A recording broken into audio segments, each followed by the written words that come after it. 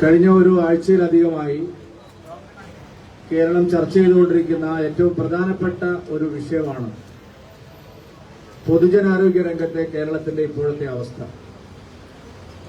കേരളത്തിന്റെ പൊതുജനാരോഗ്യ മേഖലയെ വളരെ ബോധപൂർവം ഈ സർക്കാർ തകർക്കുകയാണ്.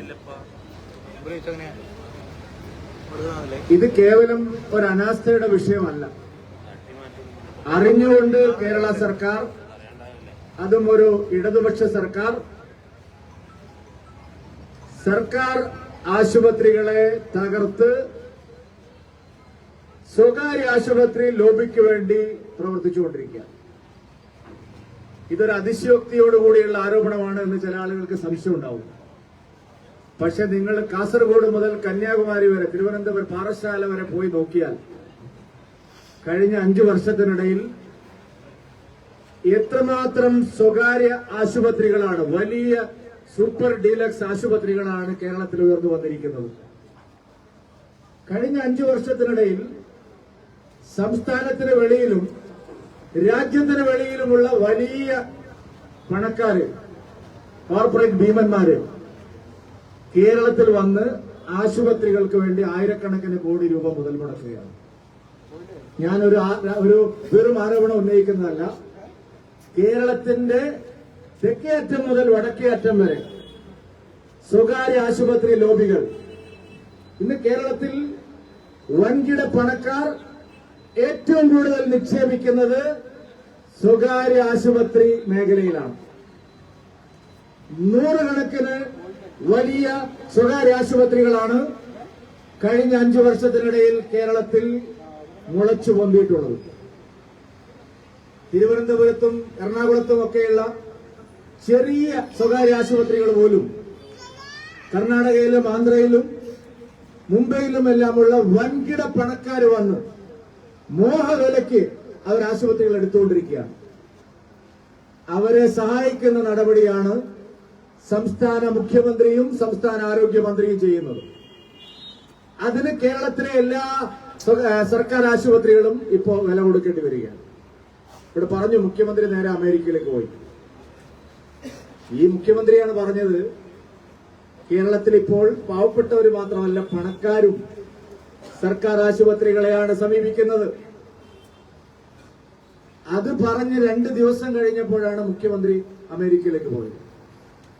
വളരെ വലിയ താത്വിക ആചാര്യനായിട്ടുള്ള മന്ത്രി MP രാജേഷ് ഇത്രയും സർക്കാർ ആശുപത്രികൾ ഇവിടെ ഉണ്ടായിട്ടും എവിടെയാ ചികിത്സിക്കുന്നത്? നമ്മുടെ വ്യവസായ മന്ത്രി രാജീവ് എവിടെയാ ചികിത്സിക്കുന്നത്? ഈ വീണ ജോർജ് എവിടെയാ ചികിത്സിക്കുന്നത്? കേരളത്തിലെ എല്ലാ മന്ത്രിമാരും മുഖ്യമന്ത്രിയും എല്ലാവരും സർക്കാർ ആശുപത്രികളിൽ പോകുന്നേയില്ല. സർക്കാർ ആശുപത്രികളിൽ പോയാൽ സാധാരണക്കാരനായ പൗരന്മാരുടെ ആശങ്ക പോലെ മന്ത്രിമാർക്കും നേതാക്കന്മാർക്കും അവരുടെ ജീവൻ കിട്ടുമോ എന്നുള്ള സംശയമാണ്. ഇപ്പൊ നിങ്ങൾ നോക്കി, എനിക്ക് സത്യം പറഞ്ഞാൽ ഈ ഇവിടെ ഉദ്ഘാടനം ചെയ്യാൻ തന്നെ ഭയമുണ്ട്. കാരണം ഇത് മുഴുവൻ ചോരുകയാണ്. ഇവിടെ എപ്പോഴാണ് ഇടിഞ്ഞു പൊളിഞ്ഞു വീഴുക എന്നറിയില്ല. ഇതാണ് നമ്മുടെ നാടിന്റെ ആശുപത്രികളുടെ എല്ലാ അവസ്ഥ. ഡോക്ടർമാരില്ല, ഗുരുതരമായ പ്രശ്നമാണ്. ശൈലജ ടീച്ചർ, നമ്മുടെ കണ്ണൂരുകാരി ടീച്ചറമ്മ ആരോഗ്യമന്ത്രി ആയിരുന്നപ്പോൾ വലിയൊരു പ്രഖ്യാപനം നടത്തി. സർക്കാർ ഡോക്ടർമാരുടെ സ്വകാര്യ പ്രാക്ടീസ് അവസാനിപ്പിക്കും. സർക്കാർ ഡോക്ടർമാർ ലീവ് എടുത്ത് സ്വകാര്യ പ്രാക്ടീസ് ചെയ്യുന്നതിനെതിരെ ശക്തമായ നടപടിയെടുക്കും. ഞാൻ ഇവിടുത്തെ ഇടതുപക്ഷ നേതാക്കന്മാരോട് ചോദിക്കാൻ ആഗ്രഹിക്കുന്നു, ആ പ്രഖ്യാപനം എന്തായി? കേരളത്തിൽ ഇന്നും 3-1 ഡോക്ടർമാർ ലീവിലാണ്. സ്വകാര്യ പ്രാക്ടീസാണ്. പലരും വിദേശത്ത് വരെ പോയി. ഒരു നടപടിയുമില്ല. കേരളത്തിൽ ഏറ്റവും കൂടുതൽ PSC നിയമന നിരോധനമുള്ളത് ആരോഗ്യമേഖലയിലാണ്. നഴ്സുമാരുടെ നിയമനം നടക്കുന്നില്ല, ഡോക്ടർമാരുടെ നിയമനം നടക്കുന്നില്ല, ടെക്നീഷ്യൻസിന്റെ നിയമനം നടക്കുന്നില്ല, ഒരു നിയമനവും നടക്കുന്നില്ല. ആകെ നടക്കുന്നത് കരാർ നിയമനങ്ങൾ മാത്രം. പാർട്ടി ഓഫീസിൽ നിന്ന് കൊടുക്കുന്ന പേര്.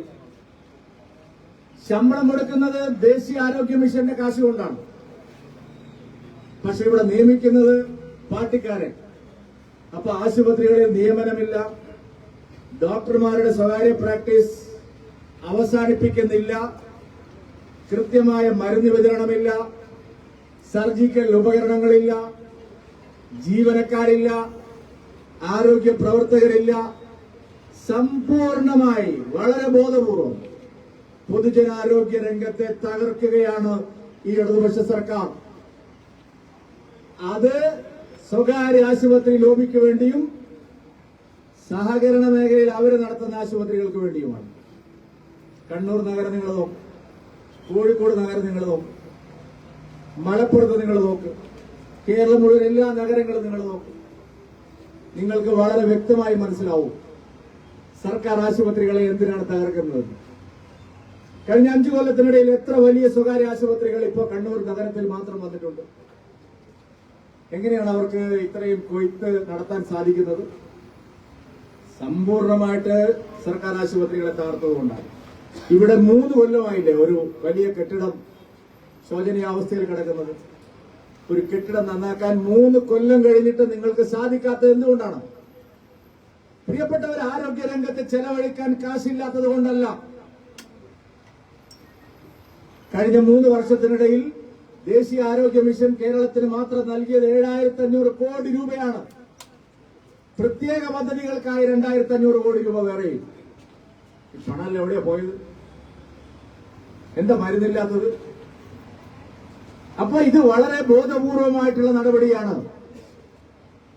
ഇന്ത്യയിലെ ഏക ഇടതുപക്ഷ സർക്കാർ, കമ്മ്യൂണിസ്റ്റ് പാർട്ടി ഭരിക്കുന്ന ഒരേ ഒരു സർക്കാരാണ് പൊതുജനാരോഗ്യത്തെ ഇതുപോലെ തകർത്ത് സ്വകാര്യ മുതലാളിമാർക്ക് വേണ്ടി അവരുടെ താല്പര്യത്തിന് വേണ്ടി ഇത് ചെയ്യുന്നത്.